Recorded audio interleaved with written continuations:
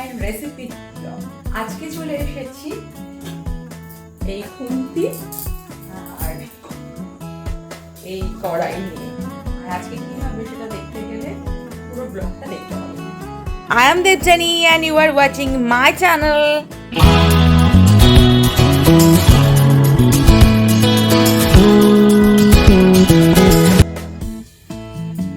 Hello, কি বলো তো, আজকে আমার একটা অন্য ডিফারেন্ট রোল আমি প্লে করছি।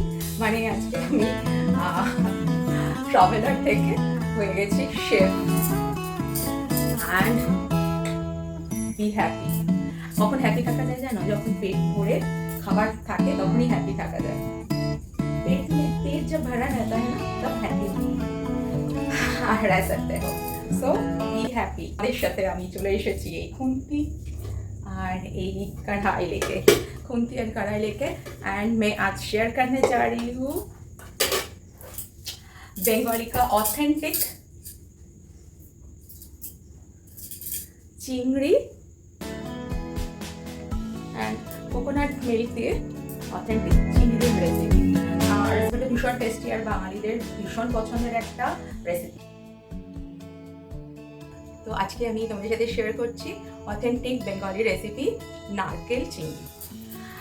তো চলো স্টার্ট করা যাক। ওকে, একটা কথা বলি, বাঙালিদের মধ্যে দুরকম ভাগ আছে, মানে লোককথা অনুযায়ী ঘটি আর বাঙাল। তো ঘটিদের পছন্দ চিংড়ির রেসিপি আর বাঙালদের মেনলি পছন্দ ইলিশ রেসিপি। তো আজকে আমি ঘটিদের একটা পছন্দের রেসিপি তোমাদের সাথে শেয়ার করতে চলেছি। তো চলো কি করা যায় দেখি। তো ইনগ্রিডিয়েন্টসগুলো দেখিয়ে দিচ্ছি আমি তোমাদের কি কি লাগবে। তো এই হচ্ছে ইনগ্রিডিয়েন্টস, যেখানে আমি নেব পেঁয়াজ, রসুন, আদা, লঙ্কা, আর এটা হচ্ছে টমেটো। আচ্ছা, এটা হচ্ছে দেখা, এটা খুব অল্প পরিমাণে রসুন, আর এটা পেঁয়াজ, আদা বাটা, টমেটো পেস্ট, এটা হচ্ছে গরম মশলা। মেইন ইনগ্রিডিয়েন্টস যেটা হচ্ছে মেইন ইনগ্রিডিয়েন্টস অবশ্যই চিংড়ি মাছ, আর এটা হচ্ছে বাগদা চিংড়ি। সাইজে অনেকটাই ছোট কিন্তু টেস্ট হচ্ছে ভীষণ ভালো। এটা মূলত বেঙ্গলেই পাওয়া যায় বাগদা চিংড়ি। এর থেকে বড় বড় প্রনও ইউজ করা যায়, বাট এটার টেস্ট না একটু ডিফারেন্ট থাকে। আর আমি এটা হলুদ আর লবণ দিয়ে প্রথমেই একটু মাখিয়ে রাখছি, তারপরে এটাকে ফ্রাই করব এবং খুব হালকা ফ্রাই হতে হবে। রেসিপিটা যেহেতু নারকেল চিংড়ি, তো মেন ইনগ্রিডিয়েন্টসের মধ্যে থাকবে কোকোনাট মিল্ক, আর একটা যেটা হচ্ছে তেল, অয়েল। তো আমি ইউজ করব মাস্টার্ড অয়েল। ওকে, সো ফাইনালি ডান। এটা আমি কিন্তু ধুয়ে বেছে রেখেছি। ওকে,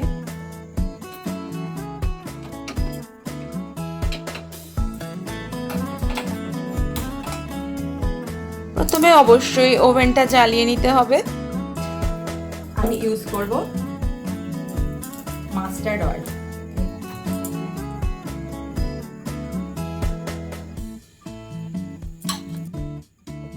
কড়াই হয়ে গেছে গরম, দেখতেই পাচ্ছ এখানে বাবল উঠছে, প্রচন্ড ধোঁয়া উঠে গেছে, কারণ আমাকে শুট করতে করতে না রেডি হতে হচ্ছে।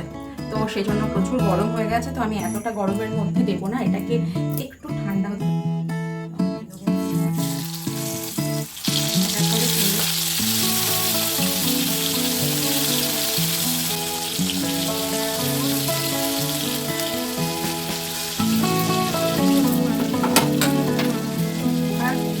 হালকা করে ভেজে নেবো।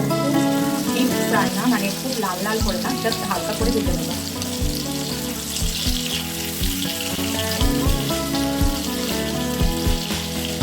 চিংড়িগুলো আমি উল্টে দিলাম।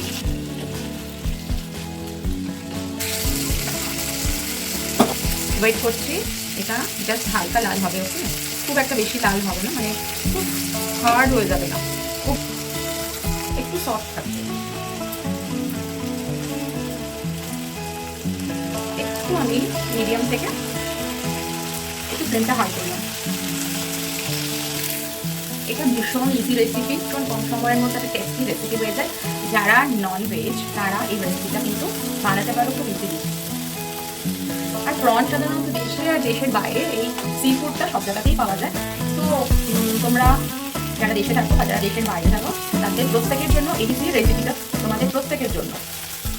তো এটা ভাজা হয়ে গেছে, এর থেকে আর ভাজা থাকে না। এবার আমি গ্যাস থেকে অফ করে দিলাম। অফ করার পরে কিছুক্ষণ এটাকে আমি এখানেই রেখে দিলাম, একটা করে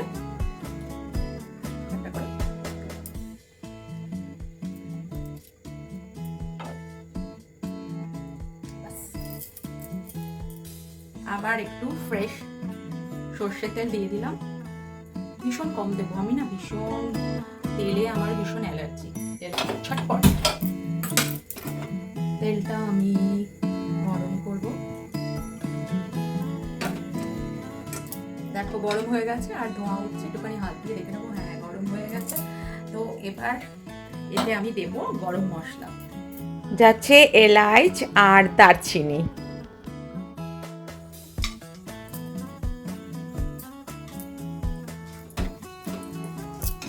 আর এতে না রসুনটা যায় না, কারণ হচ্ছে যে নারকেল দুধের যে গন্ধটা না ওটা তাহলে চলে যাবে। তবুও আমি একটুখানি রেখেছি, একটুখানি রসুন জাস্ট এই। এবার এতে দেব আদা পেঁয়াজ বাটা।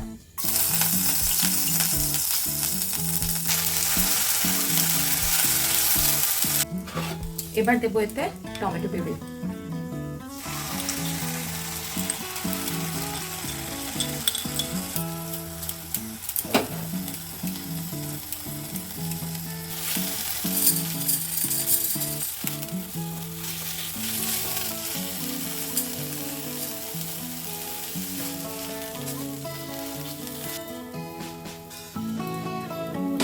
আর এতে কি দেবো, এতে হলুদ লবণ, তখন লবণ দেওয়া হয়নি, হলুদ লবণ চিনি লঙ্কা গুঁড়ো। আচ্ছা আমি যেভাবে দিই সেটা আমি তোমাদের শেয়ার করছি।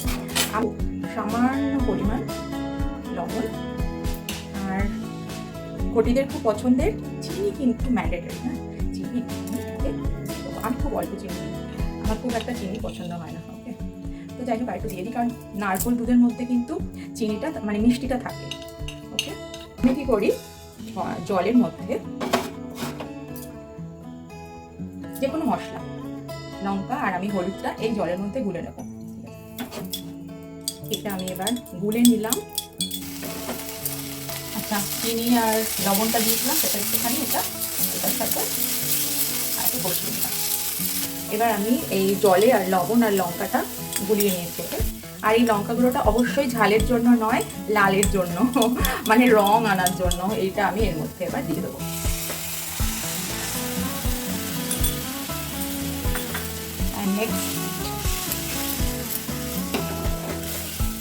গ্রেভিটা তৈরি হয়ে যাচ্ছে।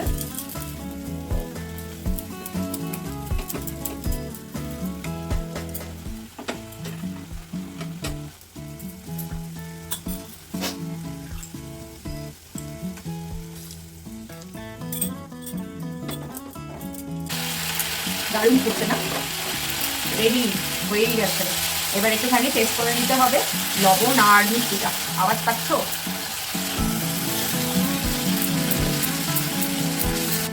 এবার মেন ইনগ্রিডিয়েন্টস যেটা হচ্ছে আমি দিচ্ছি কোকোনাট মিল্ক।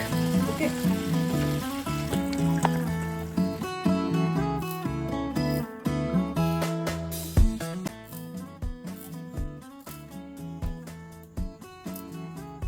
এনাফ, হ্যাঁ, কারণ আমাদের যে পরিমাণ মাছ আছে তার জন্য এইটুকু গ্রেভি ঠিক আছে।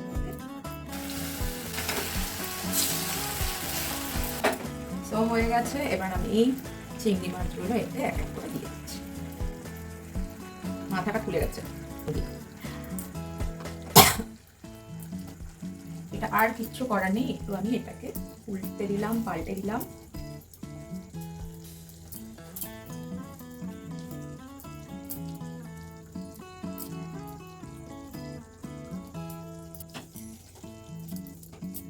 এটা একটুখানি হোক। দেখো একদম গ্রেভিটা হয়ে গেছে, কিন্তু এটাকে আর ফোটাবো না, কারণ এটা শুকিয়ে যাবে, অনেকটাই এটা ড্রাই হয়ে যাবে। ঠিক আছে, তো এবার আমি গ্যাসটা করে দিলাম বন্ধ। ব্যাস হয়ে গেল রেডি। এবার আমি এটা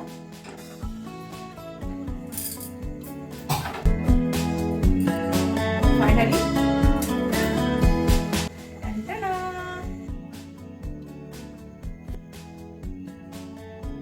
রেসিপি ডান। আচ্ছা, তো একটা কথা বলার আছে, ঠিক আছে? এবার টেস্ট করে দেখতে হবে না কীরকম হয়েছে। তোমাদের তো টেস্ট করাতে পারবো না, আমি টেস্ট করে বলে দিচ্ছি কীরকম হচ্ছে। আচ্ছা, এই প্রসঙ্গে একটা কথা বলি।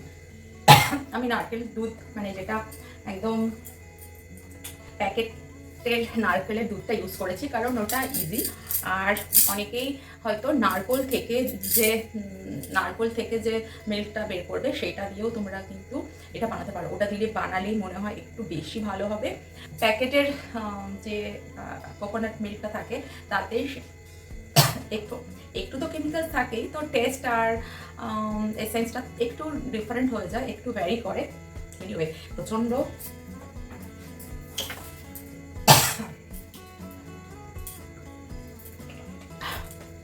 কন্টিনিউয়াস আমি রান্নাটা করেছি উইদাউট ফ্যান, উইদাউট এক্সস্ট। গরম লেগে গেছে, আমি প্রচণ্ড গরম লাগছে, ঘেমে গেছি। এনিওয়ে, ভীষণ ভালো লাগছে, কারণ আমি রান্না করতে ভীষণ ভালোবাসি আর তোমাদের সাথে সেটা শেয়ার করা হয় না। তো আজকে আমার খুব ভালো লাগছে যে একটা বেঙ্গলি অথেন্টিক ননভেজ রেসিপি তোমাদের সাথে শেয়ার করতে পেরে।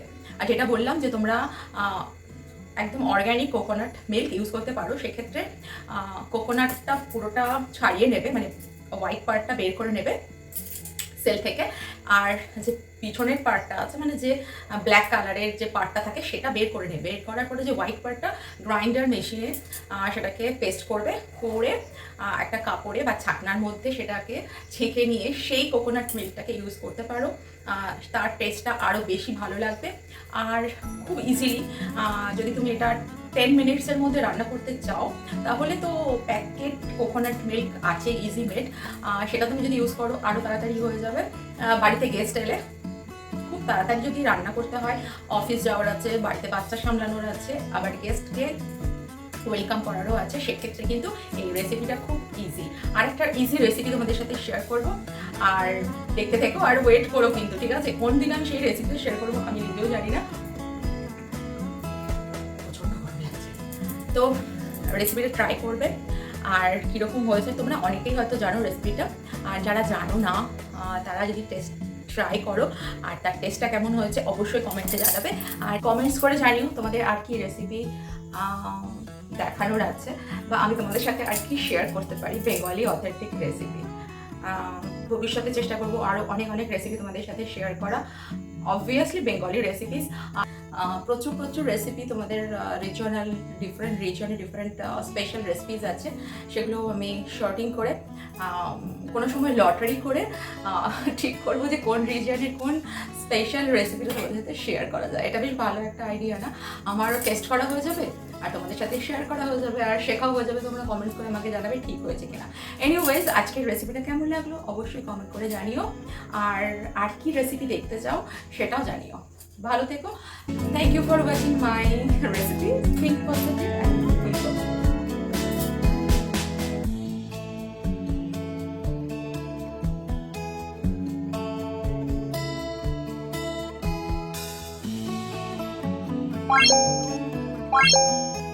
Bye.